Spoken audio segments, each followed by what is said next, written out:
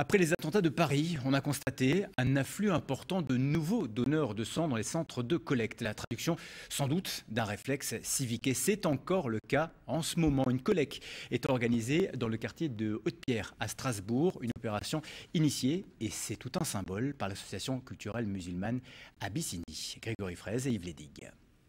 Il n'y avait pas eu de collecte dans le quartier depuis très longtemps. Et si la mobilisation a été forte dès l'ouverture des portes, ce n'est pas seulement pour une question de proximité. Beaucoup de donneurs, particulièrement ceux qui ont répondu à l'appel de l'association musulmane Abyssinie, ont voulu offrir leur sang, parfois pour la première fois, aux victimes des attentats.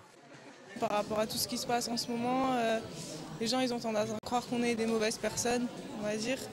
Du coup, on va dire que le fait qu'il y en a qui versent le sang au nom de notre nom, c'est un peu histoire de dire nous on donne notre sang pour contrer un peu ce qu'ils sont en train de faire, quoi. On se dit que ce qui s'est passé, ça peut arriver à n'importe qui. Et puis quand même donner son sang, c'est aider son voisin, ses proches, ses amis.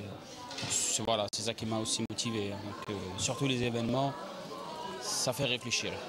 Un geste citoyen, un réflexe civique. La collecte était prévue de longue date, mais elle est devenue hautement symbolique. Un drapeau français a d'ailleurs été déployé. Malgré le fait que nous soyons peut-être avec des opinions, des philosophies ou des religions différentes, on considère, on dit, voilà, le sang qui coule dans mes veines est le même qui coule dans le tien.